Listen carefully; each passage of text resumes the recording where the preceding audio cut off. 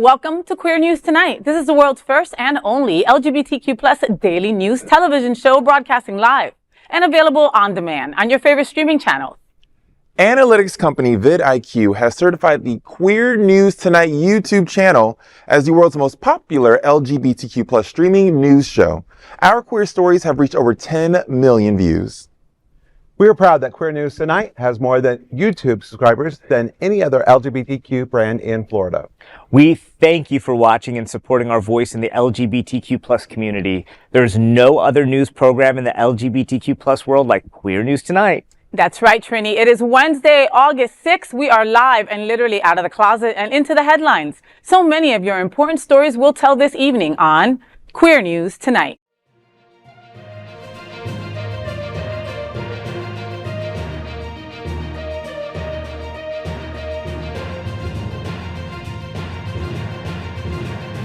You're watching Queer News Tonight, the world's first daily LGBTQ evening news show. Welcome to the world's most important LGBTQ evening news show. Hotspots Magazine, Happening Out Television Network, is a nonprofit 501c3 media company in the same model as PBS and NPR, but designed for the LGBTQ plus community. Our nonprofit mission is to support the 11 pillars of our LGBTQ community. We want to inform and educate on the key issues of lesbian, trans, Latino, Black, healthcare, seniors, student, faith, social justice, business, and queer culture. Help us support our diverse community. We are part of one of the largest LGBTQ plus nonprofit media companies in America, Hotspots Magazine and Happening Out Television Network. In 2025, our magazine is celebrating 40 years of the LGBTQ plus experience, and Queer News Tonight is celebrating our 5th anniversary with more than 10,000 LGBTQ plus television stories. We present Pride Fete this weekend and Pride Fort Lauderdale early next year. Our magazine, events, television, news, talk, and entertainment shows support our mission to educate the LGBTQ plus and broader community. In 2025, more than 100 community leaders will sit at this very table and share their voice as our anchors. Together, we host this show to support the LGBTQ plus community. Let's meet this evening's anchors at Queer News Tonight. Let's welcome back to the table anchor Bonnie Builder. She is a premier South Florida bodybuilding drag queen and the forever reigning Mixed Mary's Wilton Manors. Bon, Daisy DeadPetals brings a weekly comedy show to the Drive starting August 19th. Tell me what's happening out. Okay, girl. A brand new drag comedy show will light up Wilton Manor starting Tuesday, August 19th, as Daisy DeadPetals hosts an unforgettable weekly event at Palmyra Hookah Lounge on the Drive. The show will kick off every Tuesday with seating at 7 p.m. and performances beginning at 8 p.m. Known for her outrageous skits from Voodoo Lounge days, Daisy will blend fan favorites with hilarious new material, promising high-energy performances and belly laughs all night long. The opening night will feature guest stars Mia Starr, my girl, and Dang Ho You Sickening, my girl, with more special guests expected every week. Palmyra Lounge offers Middle Eastern dishes such as falafel, shawarma, and grape leaves in a laid-back setting with hookah. The event aims to revive the spirit of drag comedy in a fresh new venue, offering a mix of sass, satire, and show-stopping numbers. More details will be available on Daisy DeadPetals' Facebook. If you know anything about Daisy DeadPetals, you know she loves a filter on Instagram, but you also know that she is a hilarious performer. All of her numbers are custom made. They're the most comedic things you've ever seen. She is the blueprint of campy drag in Fort Lauderdale. That's what I believe personally. Yeah. And then you got Dang Ho You Sickening, who her toes can touch her forehead. She is that flexible. That girl is rubber band man. And then you have my dear friend Mia Starr, one of the hardest working drag queens in Fort Lauderdale. If you don't know about Mia Starr, know that she was a backup dancer for Britney Spears and other like iconic people. And she came back home here to Fort Lauderdale to grace us with her presence. So this is going to be a fabulous, fabulous show. Also, shawarma. I've never had it, but I'm excited to try it. Right? Shawarma. Right? Yes. Listen, love that girl. Right? Listen, Palmyra is awesome. If you haven't gone there to eat, they have delicious food. Their hummus, you'll love their hummus, Trini. Like, they have incredible platters there that are delicious. But aside from that, them bringing community in. I love that idea. Right. You know, and I mean, Daisy's one of the first drag queens. Again, mind you, Daisy's been doing drag for 30 years. Okay, understand that. Again, that filter, I use it too. I get it, right? But she was one of the first drag queens that I had ever seen make the song into a comedy sketch. I had never seen that before in a drag queen before. And mind you, I'm from New York. I've seen plenty of drag queens, but it was like she would have like props and things coming out her butt and like things coming out from under her nose. And she had props, like she used props. It was a show, you know, aside from the fact that she's freaking hysterical funny as well. So you just get so much, you know what I mean, in that, wherever Daisy's at. If it's a bingo, if it's a sip and draw, whatever it is, you're going to be entertained if you're there with Daisy. Now, the other girls I adore, and what a great way to kick this off, you know? I'm only saying in the future, you might want to invite Bonnie. Hello. Okay. I love a falafel. Because she loves a falafel and she can suck the. Anyway. Listen, so I love this. Keep doing it. Keep doing what you're doing. Well, I think the venue is probably like my favorite part of it because I've just gotten into the whole belly dancing thing. Y'all know I've been doing that, yes, right? Yes. That's my goal to be the male belly dancer of South Florida. And so a lot of my friends and colleagues are performing in that restaurant. So it's kind of a cool place to go. And if you're into that hookah, genie in a bottle kind of vibe, which I love. It's kind of probably my favorite lounge type vibe is to have all of that kind of stuff there. And, Bonnie loving that shawarma. Yes, I want to try the shawarma for the very first time. And have a little hookah, a little smoke, like that would be for me like an amazing night out, is to have all of that ambiance and then to have this amazing drag entertainment there. Like, why would you go anywhere else? Right? I love it. I think the amazing thing with her is she's physically comedic, right? Yeah. So it takes you Very funny looking, yeah. Well, besides that, no, but I'm saying with her facial expressions, she's very much like a Lucille Ball and, Carol Burnett. Yeah. That old type of comedy that it's not easy to train someone to be that. They're either that way or they're not. No, there's nothing that Daisy can't do. If you could recall, if you've been living down here for more than 10 years, she used to be on Deco Drive, right? So she also did TV and she was flawless at it, like flawless. So make sure you head on over to Palmyra and check out the crew because it's going to be fantastic. And Queer News Tonight looks forward to seeing you at Daisy DeadPetals' weekly drag show at Palmyra on August 19th. That is the big LGBTQ story for today. There is no other queer nonprofit media platform like this in the entire world. Support our LGBTQ stories by subscribing and sharing Queer News Tonight.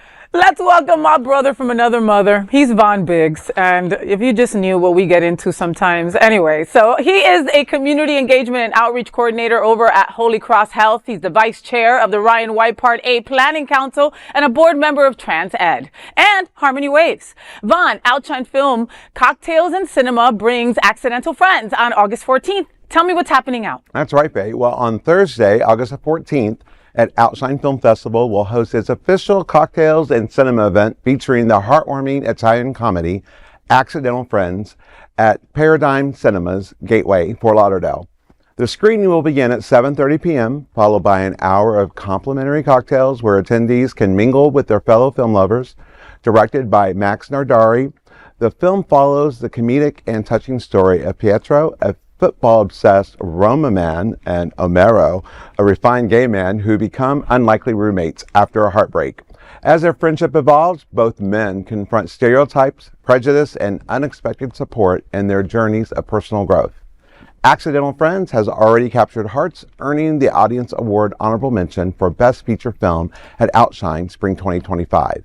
Outshine Film Festival is South Florida's premier showcase for LGBTQ films, producing 2 annual large-scale festivals in South Florida and year-round celebration of queer cinema and community. Tickets and details are available at outshinefilm.com. You know, I'm all for it. You know, it's like people, Accidental Friends, they probably didn't like each other, right? That's why I'm thinking that necessarily, you know, and now that, you know, who knows? I don't know. Lovers, I'm curious. I want to know now. No, I don't know if Italian people, like, I think they fight and you don't know if they're trying to make love to you or if they're fighting. You know what I mean? It's until the kissing starts, right? And any 2 boys named Pietro and Omero, I am watching, okay? I want to watch. So a couple of things on this, right? We know that the Outshine Film Festival has grown into this incredible film festival. And some people just have not been able to go and partake, right? This is a great way to still see some of the films. And I love that Outshine is doing that and giving you the opportunity to see these films. The Gateway Theater is dope sauce. I love that theater. You'll love that theater. Dope sauce? Dope sauce. You've never heard that term? No. It means good. Oh, I thought you meant that was the name of the theater. I was like, what? There's a dope sauce theater? Oh. That'll be the next renaming. It'll be the Dope Sauce Gateway Theater. So I love the theater. And then something else is that, we're constantly sitting at this table talking about how bad remakes are, how bad Netflix movies are, right? This is a great way to see some good stuff. Because again, the LGBTQ Film Festival is over. So they're just going to show you the best of the best like this and over cocktails. I think for me, it's the best. Like I told you last week, I love a pool party. When I feel like real social and, you just putting your little feathers out, like a pool party is a great place to be. When you're not trying to be talking to every Tom, Dick, and Harry, and you just want to like have a good night out, but you don't want to be in the scene. You don't want it to be loud and, it gets old after a little while, right? And you want something different. I love queer cinema. That's how I found out I was gay. Probably in the early 2000s, on my cable package, there was IFC, the Independent Film Channel, and Sundance. And pretty much everything that was considered edgy back then was gay, So I'd just be watching these two roommates that, something that sounds just like this. And I started discovering things about myself. But even now that I'm fully out and gay, every time I do watch one of these independent films, there is some element I'm like, I never thought about that. Like maybe I am that way, or I think there's something enlightening about watching independent film, especially queer independent film. So I think this is amazing. I'm so glad it's not just during this one little week that we have it, because most of the time I'm working during that week, so I can't see it. So it needs to be year round. Thank you so much. I'll be there. And you're seeing yourself. Like, it doesn't get any better when you get to see yourself on screen. Yeah. And discover things about yourself. I love that. Well, Queer News Tonight looks forward to seeing you at the Accidental Friend screening on August 14th. And that is the big LGBTQ story for today. There is no other queer nonprofit media platform like this in the entire world. Support our LGBTQ stories by subscribing and sharing Queer News Tonight. Let's welcome anchor TriniDaddy. He's a violinist, a pianist with the Miami City Ballet, and is the program director for the Seminole Theater Players in Homestead. Trini, Trivia Night will heat up Wednesdays at the Gaythering with Bonnie Builder. Tell me what's happening out. Well, I thought I'd do a little story about one of my friends friends is a strong word, one of my colleagues at the table. This Miami's favorite queer-friendly hangout is turning Wednesdays into a battle of wits beginning at 8 p.m. every Wednesday. Bonnie Builders Trivia Night will light up the bar at the Gaythering, offering locals and visitors 6 thrilling rounds of pop culture trivia. The event will take place inside the vibrant atmosphere of the Gaythering, Miami Beach's beloved hotel bar, spa, and sauna, welcoming teams and solo players alike. I've been solo sometimes. Participants will compete for a chance to win $55 off their tab. Hosted by the ever-charming Bonnie Builder, this weekly showdown promises fun, laughter, and fierce trivia battles. More details can be found at Gaythering.com. I love trivia. I've gone many times, except it conflicts with my new queer men's yoga club, so I haven't gone in a while. Naked yoga that he goes to Okay, now. we didn't have to say all of that. It's a yoga club, spiritual namaste. But if that was not happening... Excuse me, namaste. If that was not happening, I would be at Bonnie Builder's Trivia, where I used to go every Wednesday, because she is an incredible host, as much smack as I talk about her. It is so much fun. And also, I'm a nerd. There are a lot of gay nerds out there, right? You're a gay nerd too, right? Yeah, I have met so many gay nerds at this table. And... Yeah, and I'm the biggest one. Like, I go home, I Google stuff, I can't stop researching things and finding trivia. It's so much fun. The people there, I think what I love about the Gaythering's trivia is that everybody is so friendly. You can walk in and not know anybody, which most of the time was happening at the beginning, and somebody will invite you to be on their team, and it becomes very social. I love that. And when you're, discussing, like, what's the third country, largest country, I don't know, you start having these little side conversations and you start talking smack about the other team. I love talking smack. And you're like, man, they're cheating. They're looking stuff up. They're looking stuff up, you know? And you call them out on it and they're like, wow. shut up, man. You know, it gets entertaining. There's a lot of times the manager or whoever it is there, they just buy a round of drinks for everybody who's there. So we've gotten a lot of free shots. It's a lot of fun. It's a great place to be. It's one of the most fun queer spaces in Miami. If you've never been to the Gaythering Hotel, you should go, and you should definitely go on Wednesday because Bonnie, I think she's going to tell you, has a few nights left or something like that. So I don't know if she was going to thank you so much, Trini, for those kind words. I do highly recommend everyone go to Gaythering for the trivia. Some people are intimidated by the atmosphere because it's so like queer-centric, male-centric, sexy, sexual. The space is for everyone. There are true, I will call Gaythering family members there that don't necessarily fit the demographic that you think would be hanging out there, that have been going there for years. And they are family. They are there every week just hanging out, socializing. And I always say on the microphone, you're not there to actually win trivia. You're there to cruise.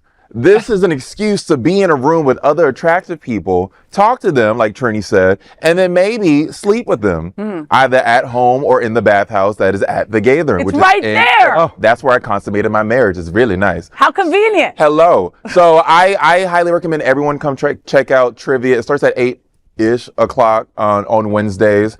I will be there for the time being, and whatever happens, like, it's just a beautiful, magical, queer space. You go in there and you feel like, oh my God, I could put on my short shorts, my nipple tassels, and just be my gay self for anyone, literally anyone there. So I appreciate you mentioning this today. I'm so excited. I'll be there tonight, so I hope to see you there. Can I say one more thing too about you said that there are people there that just are unexpected? There's that older lady that's still there. Team Call Us Divas, yes. She comes every week and like bakes cookies and stuff for everybody there. And when we say like people come as they want to come, it's almost like let's make a deal. You would expect somebody to come in a chicken costume or something. Like people come all kind of crazy there. It's not. You can have that experience that Bonnie was telling you if you want to go out to the sauna or whatever. But most of those people don't ever go into that area. Like it can be a true community. Heterosexual people are there. They make so much of the fun is making fun of the heterosexuals when we're there.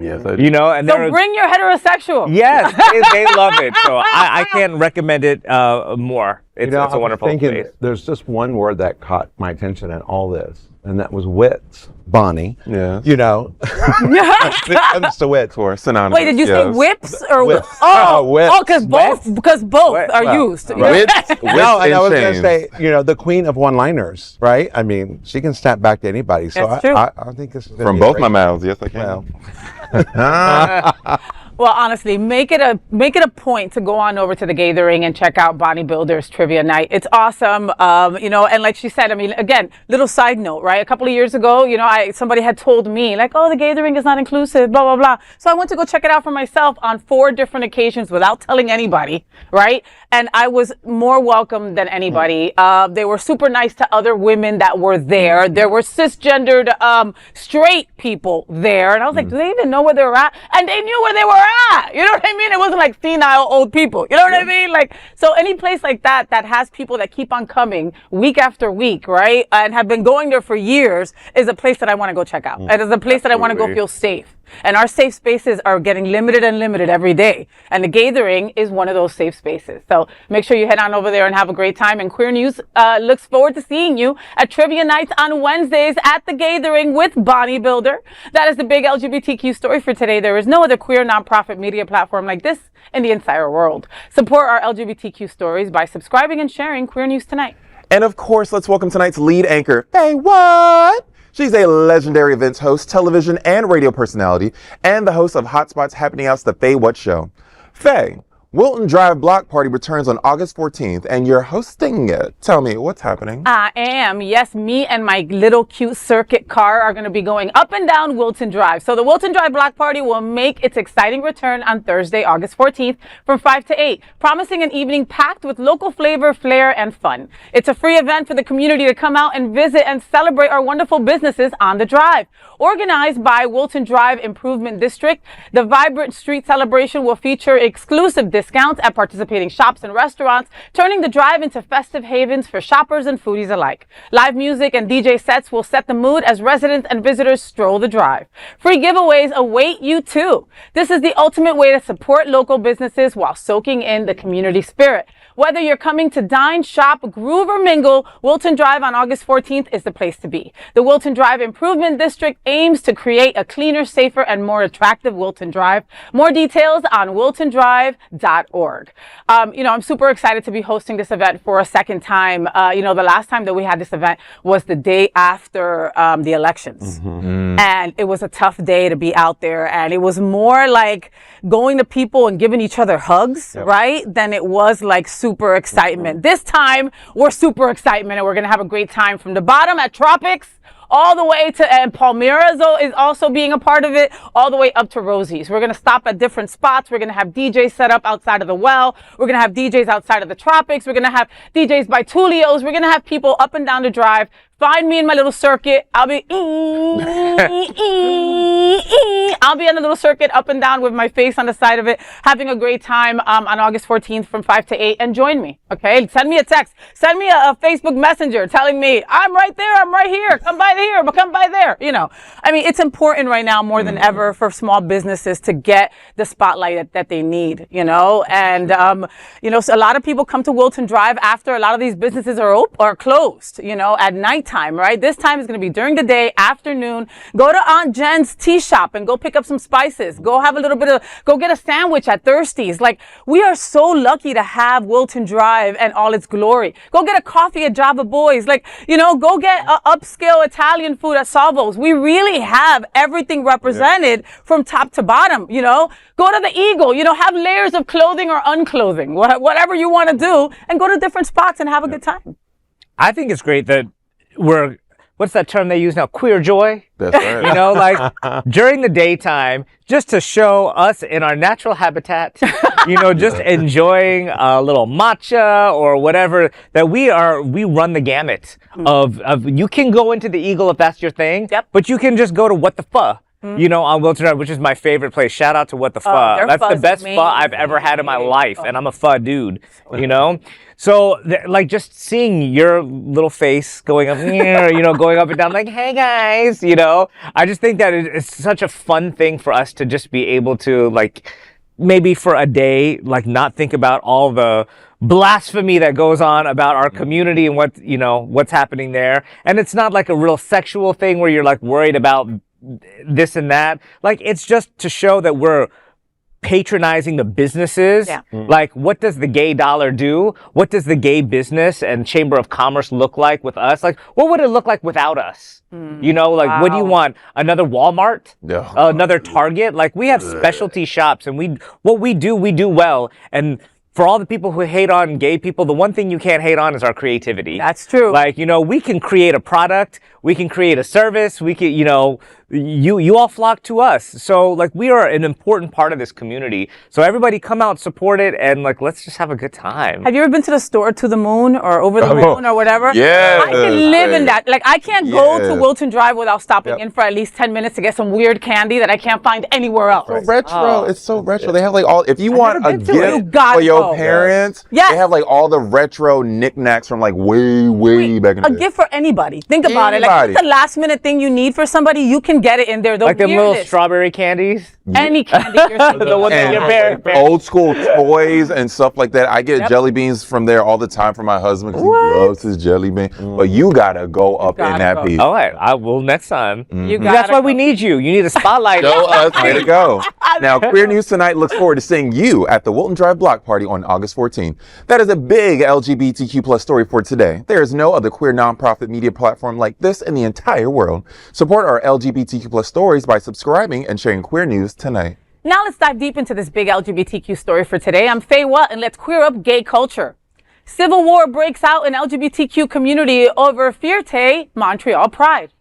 A major rupture is shaking the heart of Montreal's LGBTQ scene. Several queer and trans organizations have cut ties with Fierte, Montreal, the city's flagship Pride Festival, accusing it of fostering a toxic culture and failing to deliver on promises of inclusion and transparency.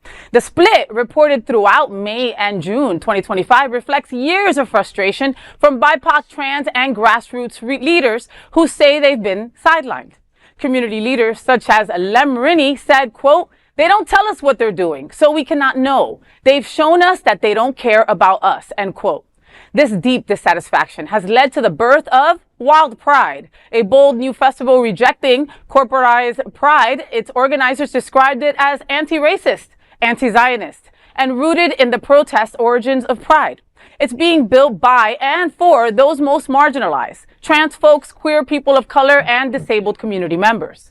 Lemrini said, quote, "We're building something new, a separate pride festival that reflects our values and lived experiences. Is it a festival? Is it a riot? I think it can be all of that. It can be a safe space, and we won't have a choice but to take care of it ourselves. Our own wild pride," end quote.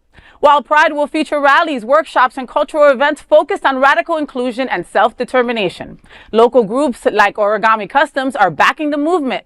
Whether Wild Pride marks a turning point or a permanent split, one thing is clear. Montreal's queer community is demanding more than rainbows. They're reclaiming pride.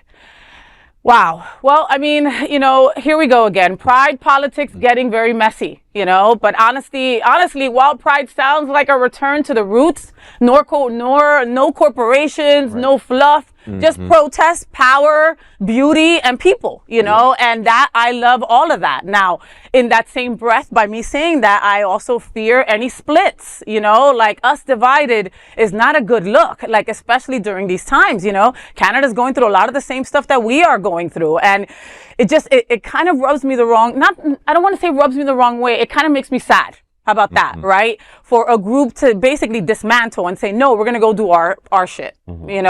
I get it. If you're not being if you're not being recognized, seen, heard, and if you don't see yourself in the pride, I've been a board member of many prides, of many organizations. If you don't see yourself being seen or being represented, why would you want to work for them? Why would you want to be a part of that? So I get their point. And usually I'm like, yay, another pride, but I'm kind of like during this time, it just kind of worries me. No. I don't like it. I don't like it. All right. I like a much larger issue for me in general. I think we have too many letters. That's my TriniDaddy situation. I don't like that there's LGBT. We're all kind of under the same umbrella, and we need to stop looking at each other as that we're so radically different. Yes, we are all individually different. We all have different views. Not two gay men are not the same, right? Two lesbians are not the same, right? But we used to be united in that we were against all the other people, Yeah. I mean, like all the oppression. And it's like, I remember back at a time where, you meet another gay person, and they could be a gay Filipino or something, right? We didn't even talk about race. It wasn't like you Filipino, you brown, you this, whatever, because we had such a commonality. Like everybody else hates us. We have our own little subculture that, we're part of our own secret club, And we've just lost that over the past 15, 20 years as to where now somebody's like, well, you don't know my experience as a gay white man or mine as a gay black man and this, and we talk more about our differences than our similarities. This should be a great time for everybody to be included. And if you don't feel like you're included in it, just make yourself known. Put out some ideas. There's ways to kind of kiss and make up and do it instead of we're going to take our ball and our bat and go somewhere else. And now we're going to compete for more corporate dollars. Even though they say that they're not for corporate money, you can't survive off of not having businesses. Maybe they're smaller businesses. And the only thing I can think of that maybe is a good point in all this whole story is that maybe we should be just less dependent on corporate dollars for everything, because the moment that somebody pulls out or there's a scandal, it's like, are we going to have pride or not? We should kind of scale it back a little bit to where we could do it without the huge profit margin or the huge,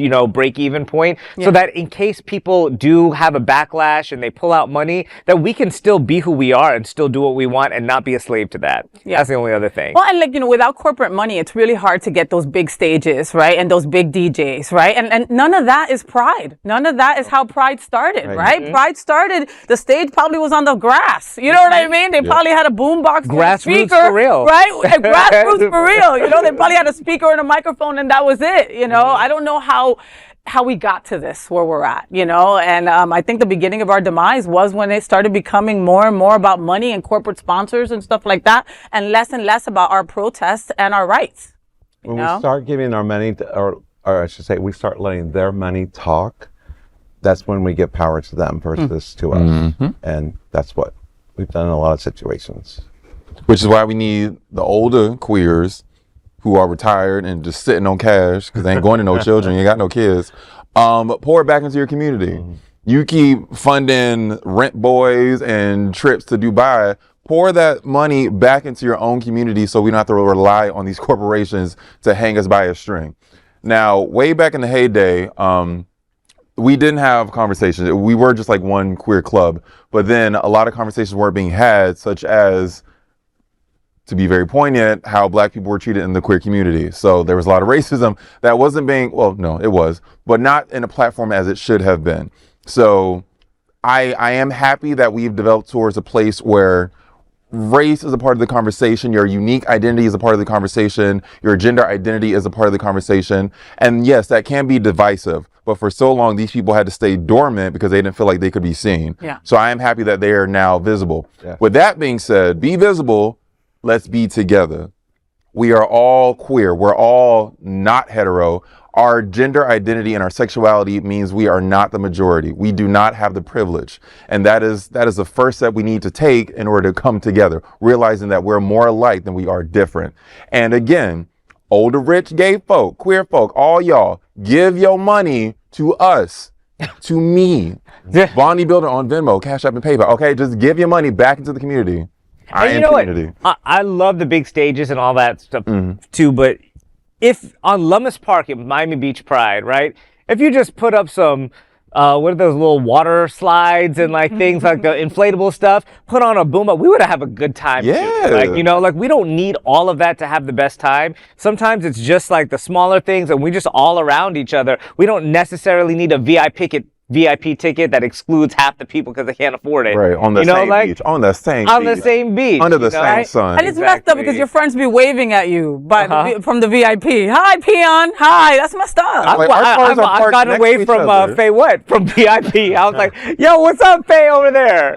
20 feet away. We're like, okay, you stay over there. In the front, coming from the same parking garage. It's crazy. That is the big LGBTQ story for today. There is no other queer nonprofit media platform like this in the entire world. Support our LGBTQ stories by subscribing and sharing Queer News Tonight.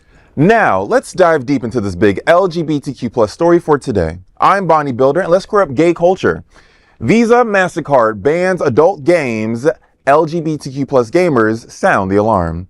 In a controversial move making waves across the gaming and queer communities, credit card giants Visa and Mastercard have forced video game platforms Steam and itch.io to remove adult content or risk losing payment processes privileges altogether. Earlier this month, both companies pressured the platforms to scrub their NSFW or not safe for work library, citing complaints from anti-pornography activists. Steam reportedly removed hundreds of titles while itch.io de-indexed its entire adult content section. A spokesperson for itch.io explained the decision was made under duress, saying, quote, "This is a time-critical moment for itch.io. The situation developed rapidly, and we had to act urgently to protect the platform's core payment infrastructure. Unfortunately, this meant it was not realistic to provide creators with advance notice before making this change. We know this is not ideal, and we apologize for the abruptness of this change," end quote. The pressure came from Collective Shout, a right-wing Australian group that accused the platforms of hosting games with disturbing content. In an open letter, they demanded immediate action from Visa and Mastercard, saying, quote, "We request that you demonstrate corporate social responsibility and immediately ceased processing payments on Steam and itch.io, end quote. Critics have called the move a dangerous form of corporate censorship. A viral petition with nearly 200,000 signatures slams the policy as hypocritical and controlling. It says, quote, adults are capable of choosing what they want to watch, read, or play. If someone doesn't like a certain type of entertainment, the solution is simple. Walk away, end quote. The ACLU added its voice to the protest, writing in a petition with over 155,000 signatures that the policy, quote, only applies to websites that host adult content when all available evidence indicates that these problems proliferate across all kinds of sites, end quote.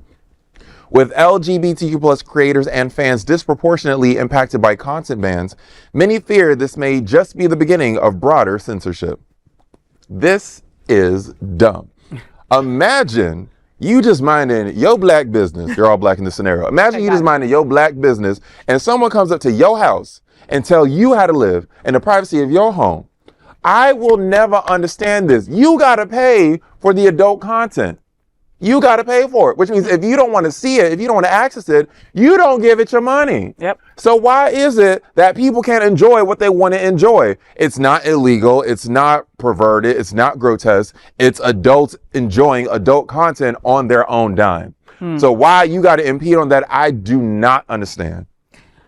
Well, and let's talk about Collective Shout, right? So Collective Shout is like the 5 Moms for Liberty, right? Right? Exactly the same, right? What are you doing on this, okay? Like, why are you watching these video games or playing these particular video games if they have this kind of content? Aren't you holier than thou and not supposed to be watching that kind of stuff? Yet you're the one bitching about it? Like, I don't understand. Just like they said in the quote, walk away. Right. You know, I never understand. Like, we get that all the time in our culture. Poor Trini is constantly trying to fight people on Facebook saying dumb shit to us, you know? And it's like, what are you doing on our queer website then? You know what I mean? Like, it boggles my mind. So now MasterCard and Visa are like the police, like the porn police. Like, let adults do what adults do, and that's that. Right. Okay, so my first thought was, as a 13-year-old boy watching Real Sex on HBO, and they told us that this was coming, and it's finally here. So I didn't even know about these kind of... You would have been watching forever! I didn't know that they have these like pornographic video games that you can kind of, do your thing with, right? So having said that, the hypocrisy of this it drives me nuts, right? So now, as of this year, Florida, many other states, and probably other places around the country, in order to watch your Pornhub or to access pornographic material, you have to, it's either blocked completely in your state, or you have to find VPN. Yeah, something like that. And this is coming from the most conservative administration we've ever had. You have Elon Musk, who's standing next to the president, and they're all talking about this. He has X, which has the nastiest porn all over it that you don't need a VPN that you can watch, right? Yeah. So why are these Moms for Liberty or who Collective Soul or who whatever, I don't know. That's a band or something.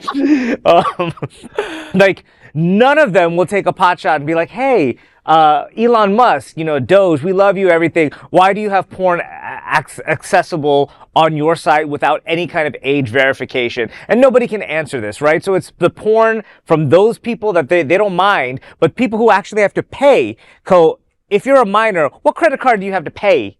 You have to get somehow 18 years old, right? So wait, but you can go to the strip club, right? You can pay for porn, but you just can't do it through, like, it doesn't make any sense. It's complete hypocrisy.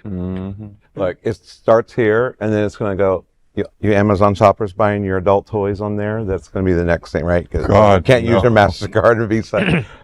I mean, you better start using Discover. Right. American Express, here we go. American Express, here we go. I don't think they give brown Latinas American Expresses, but if they did, I can't pay that shit off every month. That is the big LGBTQ story for today. There is no other queer nonprofit media platform like this in the entire world. Support our LGBTQ stories by subscribing and sharing Queer News Tonight. Now let's dive deep into this big LGBTQ story for today. I'm Von Biggs, and let's queer up health. Screening at 35 could cut anal cancer deaths by 65% in gay bi men with HIV. A new study is shining a powerful light on anal cancer prevention, and it could save lives in the LGBTQ community. According to the research published in the Annals of Internal Medicine, starting anal cancer screening at age 35 for gay and bisexual men living with HIV may reduce death rates by as much as 65%. Anal cancer cases in the U.S. are on the rise, with over 10,000 new cases each year and mortality increasing at more than 2.5% annually. Men who have sex with men, especially those living with HIV, are at particularly high risk. The study used a microsimulation model based on data from the landmark Anchor trial and other sources. Researchers compared 52 screening strategies, including the costs, outcomes, and life years gained. The bottom line, screening at age 35 with anal cytology proved more effective than starting at age 40 or 45. Several approaches, including annual or biannual screenings using HPV testing or cytology with HPV triage, showed meaningful reductions in cancer cases and death. Dr. Ashish Deshmukh, professor of the Medical University of South Carolina's Hollings Cancer Center, said, ICER, or incremental cost effectiveness ratio, is a way to measure whether a medical intervention is worth the cost by comparing how much it costs to how much it improves the health. That improvement is measured in QALYs, which stands for Quality Adjusted Life Years. QALYs reflect both the length and the quality of life gained from a treatment. In this study, starting anal cancer screening at age 35 for gay and bisexual men living with HIV was shown to be cost-effective, with an ICER under $150,000 per quality gain. This means that screening provides more value for the investment and has the potential to save lives while using healthcare resources wisely. Right now, there are no national guidelines for anal cancer screening from bodies like U.S. Preventive Services Task Force of the American Cancer Society. Deshmukh hopes this study changes that. Quote, our study addresses the long-term uncertainty and knowledge gap about whether screening for anal cancer reduces mortality. This suggests that we may need to reduce uncertainty around uniformity screening for anal cancer at high-risk individuals, especially for MSM with HIV, end quote. For LGBTQ people living with HIV, this research could help shift the conversation and policy toward earlier life-saving care. You can read the whole article at healio.com. You know, Bonnie, I was thinking about as a fellow bottom. Crazy transition. Okay. Dead accurate. Go on. But anyway, I thought about this and I was doing some studies and I thought, is there some type of thing that ties the fact of bottoming, just in general, being a bottom, anal sex in general, to this, because versus it just being LGBTQ focused. And, what I found is that especially MSM who, when they're having anal sex, the doctors ask those questions when they're seeing their gay doctors. So those are the type of conversations they're having. But in a heterosexual world, those questions aren't happening. Nope. So, and we do know anal sex happens in the heterosexual market. So it seems like while it shows a larger rise in LGBTQ, it's just that we're screening more of us. Yeah. But, right. And it just means that the earlier we can catch it, the better. And we know that from any cancer, from cancer prevention. So. Yeah, no, and with everything, with all the cancers, they have lowered the ages of screening for everything, right? Like I'm a breast cancer survivor and they lowered the breast cancer, if you have family history, down to 35 to 40. I mean, and that used to be 50 and 55. Right. So that just tells you how, our food, environment, all kinds of shit are making, are making cancer more prevalent. I mean, nobody doesn't know somebody who has lived or thrived or died from cancer at this point, So, I mean, just telling gay boys to get themselves screened cuts deaths by 65%. I mean, take that in. Right. That's crazy. And going back to, here in South Florida, we're so blessed that we have LGBTQ plus providers. Folks out there, find LGBTQ plus providers. I urge you, I plead with you, unless you have the best doctor that knows you and is versed in our community and knows what to ask and has made it a point to educate themselves. You know what I mean? Like not ask you over and over again, is there any possibility that you might be pregnant? No, bitch. No, there isn't. Trust me, we've tried. You know what I mean? Like, but you can, like in this day and age, you can find that, right? And you can have these conversations that you might not be okay having with a white old lady who is your PCP. You know what I mean? Like, a lot of people like suffer in silence because of that. And they go to their doctor and go, how you doing? Fine. You're not fine. Well, the QALY thing that they put up there, which was, it's basically that ratio of like a recall in a car. It's like, well, how many people like are going to actually die to make the lawsuit worth the amount of money, right? When you feel like you are in a statistic that might be susceptible to cancer, you go and get your screening done, right? And I was in a situation, maybe when I was about 35 years old, where a lot of stuff health-wise was going on with me, and I wasn't sure exactly what was happening. And so I was with a gastroenterologist, and he was like, "Oh, you're too young for any kind of screening like this." And I was like, we're gonna have this screening." And he said, "Well, I could probably make it work. Like, do you have a family member who had this XYZ? I have a huge family. I have a family member who went through everything, right?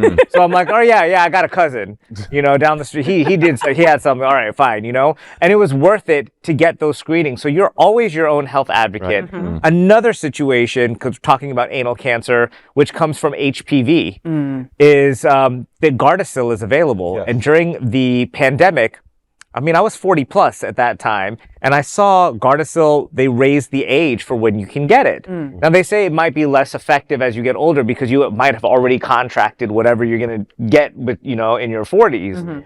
But they've raised it now again to 45. So at 45 years old, you can still get this vaccine that prevents some head and neck and cervical and anal cancers. So make sure that you look into that, the Gardasil vaccine, and your age.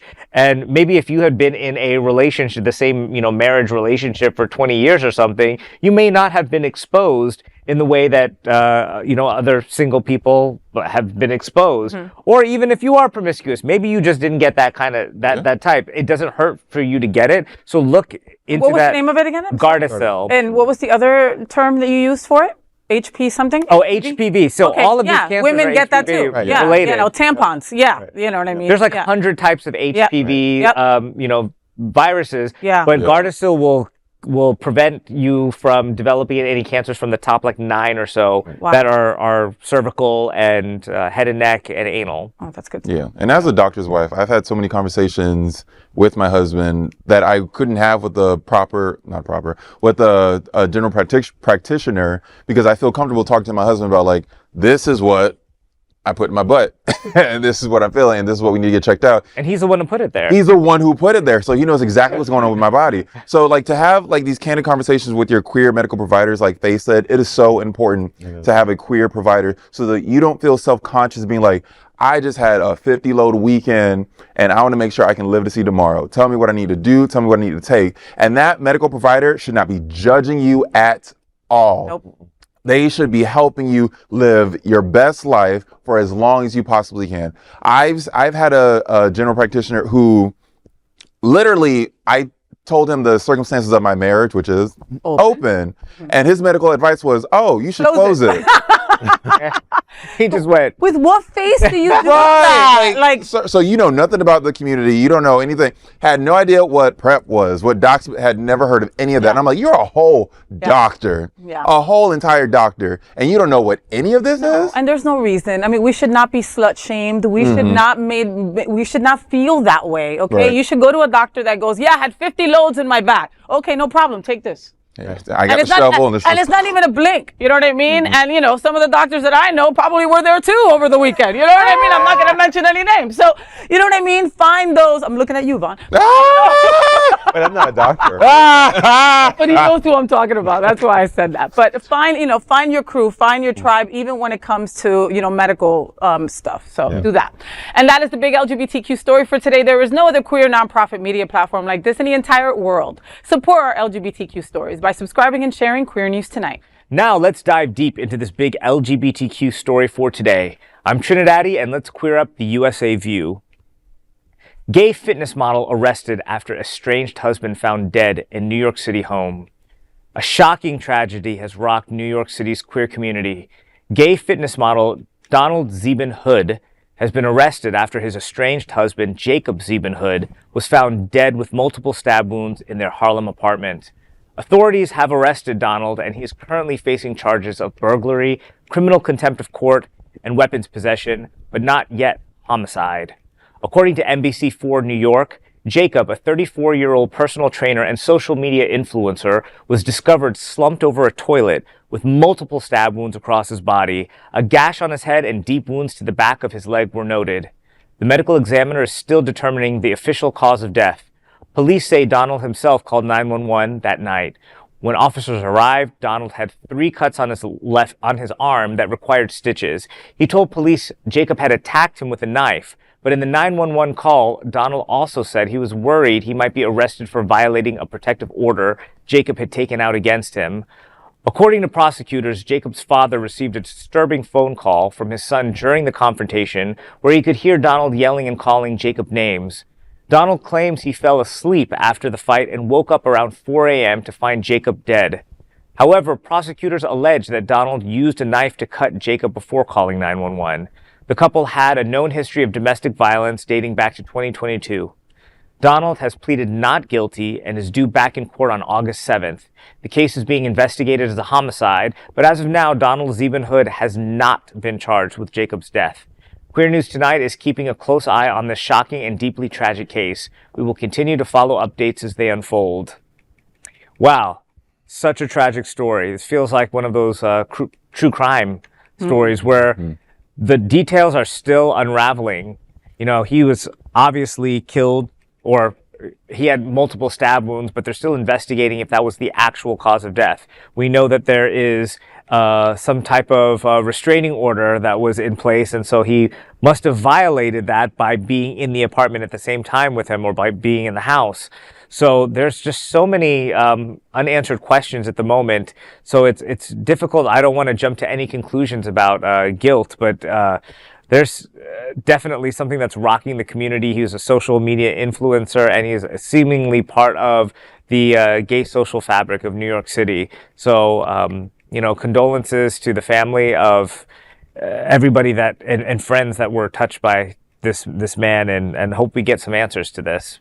Yeah. Domestic violence is a real thing. I mean, we've experienced it in our culture, and you know, in our history's culture, right? And it always seems like it comes back, and it keeps coming back. And we have situations where people stay in those relationships, and well, we don't know on that domestic side who was at fault per se, but obviously had a restraining order against them, so there had some foundation. Exactly, he had a protection order. Right. Okay, so that leads us to believe that the police were probably called to a domestic call a couple of times to their home, right? Again, we don't know who did what, right? But I think everybody at this table can honestly say that when we love hard. And when we love and there's alcohol and drugs involved, we love a little harder than we should, and things allegedly can happen, okay? And, you know, I'm not going to put any words into what happened. All I can say from my seat that I have been in certain relationships where the toxicity was there, and it just made me go back over and over, because the sex is always good with psycho people, you know what I mean? And so, you know, things like this, like, it's just, you just never know. You just never know. And, you know, the guy afraid to call the cops because the protection order's in place and he doesn't want to go to jail, right? So does that make him guilty? You know, I mean, like Trini said, there's still not enough details to really say what occurred. Right. And I also want to add, Jacob is a person. So as this story unfolds and more details are released, general public, people who are a follower of either of these individuals on social media, people in the comments below, just practice some kindness and sensitivity. I understand that there is a certain image that the gay fitness community has, and not a lot of people are fond of that image. Despite how you feel about gay fitness influencers or anyone of the like, be sensitive to the fact that somebody lost their life today. Yep. That person had family, that person had friends. Somebody is deeply mourning the loss of someone that they love out of circumstances that they truly do not understand, because details have not been released yet. So if this even reaches one person, don't leave that comment that you're thinking about leaving. Don't leave that DM. Just practice sensitivity, practice kindness, and that can be as simple as just putting your phone down. We don't know any of these people, any of their details, any of their inner workings, and we need to respect the privacy of everyone involved at this time. Please. What she said. That is the big LGBTQ story for today. There is no other queer nonprofit media platform like this in the entire world. Support our LGBTQ stories by subscribing and sharing Queer News Tonight. Now let's dive deep into this big LGBTQ story for today. I'm FayWhat, and let's queer up lesbians and queer women. These 15 lesbian girlfriends were the worst, but we loved every minute. We all love a good lesbian love story, whether it's sweet, steamy, or devastating. Sapphic stories keep us coming back to our screens again and again. But let's be honest, sometimes the girlfriends in these stories aren't exactly angels. They lie, cheat, gaslight, and sometimes straight up try to kill their partners. And you know what? We still can't look away, because not every queer character has to be perfect. Sometimes bad relationships is also real representation. And as flawed as they are, these characters often reflect the messiness of real life relationships. So, with the help of Out, we take a moment to honor the absolute worst lesbian girlfriends in TV and movie history. Let's see which number is my ex-girlfriend. Not because we approve of their behavior, but because they made us feel something, all right? So Harper from The Happiest Season tops many lists for how she treated Abby. Then there's Shane from The L Word, who has left more broken hearts in her wake than we can count. Lauren from Lost Girl wasn't exactly a dream partner either. In the animated world, Caitlin from Arcane made some questionable moves. And Paige from Pretty Little Liars, yikes! Love Lies Bleeding gives us not one, but 3 terrible girlfriends, Daisy, Lou, and Jackie. Out Magazine says, quote, Daisy, Anna Baryshnikov, and Lou, Kristen Stewart, are both kind of shitty girlfriends, but Jackie, Katie O'Brien, might just take the cake, end quote. Jack from Ted Lasso and Jackie from Whatever Keeps You Alive both stirred serious drama too.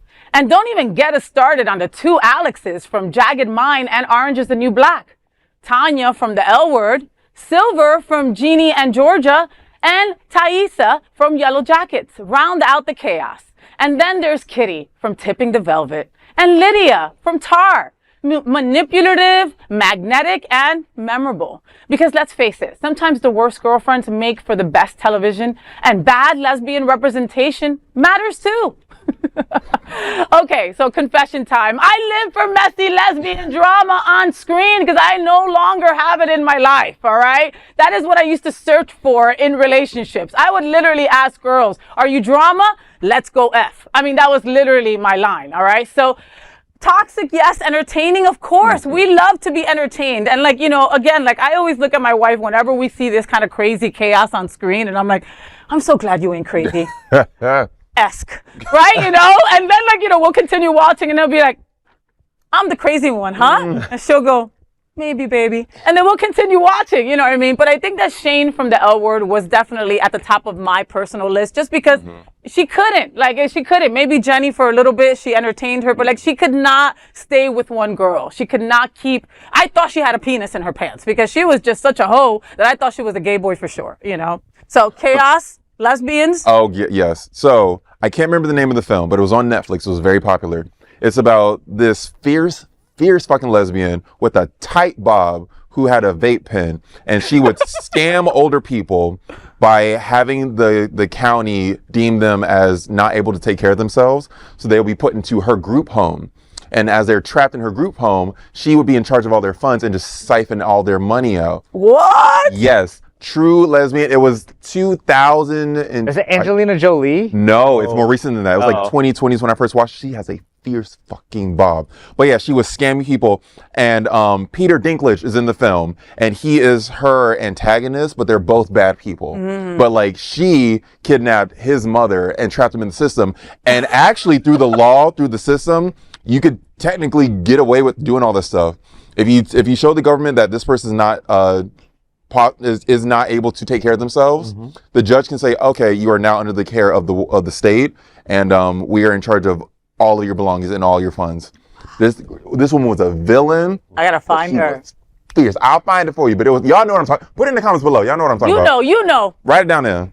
Vaughn? You know, Alex from Orange is the New Black. I mean, it's like, was she a lesbian? Was she not? Or was she just doing it because she wanted to be with the head girl in charge at the time? So, Yeah. But We're going to make her lesbian just because, right? I think so. How about the girls? She's a beautiful one. No, she's gorgeous. Yeah, and there's plenty of people who go to jail and have to hold the pocket and become a lesbian. It is what it is. How about the girls from Queer as Folk? Do you remember? Did you watch Queer as Folk back in the day? Yeah. They, right? I mean, they were kind of messy in their own way.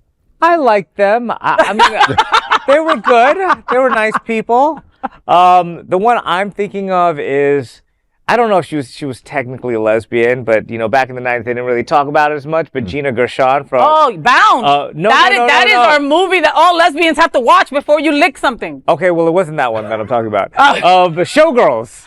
Oh, So I think that all of her little shady moments that she had with Jesse Spano from Saved by the Bell, Nomi Malone, and she would just look at her, and she just would show up at her club, the Cheetah, where she's dancing, and she just knew that she was a whore, or well, that's what the implication was, and I was like, I just won't tell your secret, but you got to kind of be whatever I want you to be, and just that interplay between them when she would just look at her. Oh, you have to watch Bound. I did see it a long time ago, but I can't remember exactly all of what happened there. But I just remember that Showgirls just was, for the gay boys, that was like such a cult classic. Oh, for the gay girls. So when you see that, you're like, well, that whole thing between the two of them. And then it was like, but maybe they do like each other, but maybe they don't. But it's whatever it is, it's super toxic. She was so into her that she threw those pearls down those stairs and bye-bye. Yup. But before that, she was ready for something. They both had men on the side. Yeah. But there was there's something really powerful between the two of them. Something gay's happening here. Something weird happening here. And that is the big. Well, what is your lesbian? Your favorite lesbian? Put it down in the comments, like Bonnie said. Okay, because again, we mentioned a bunch of people, but I mean, you might have like the better ones, and then we'll start watching. Your favorite toxic lesbian? Well, I mean, most of us just are. No. That is the big LGBTQ story for today. There is no other queer nonprofit media platform like this in the entire world. Support our LGBTQ stories by subscribing and sharing Queer News Tonight. As a nonprofit LGBTQ media organization, we would like to thank our viewers for supporting our mission to tell the stories of the queer community. We'd also like to thank the generous support of Jets Pizza. Jets is the LGBTQ community's most popular pizza in South Florida. Take a look around these streets. Do you really think we woke up one day and said, yeah, the world needs more pizza?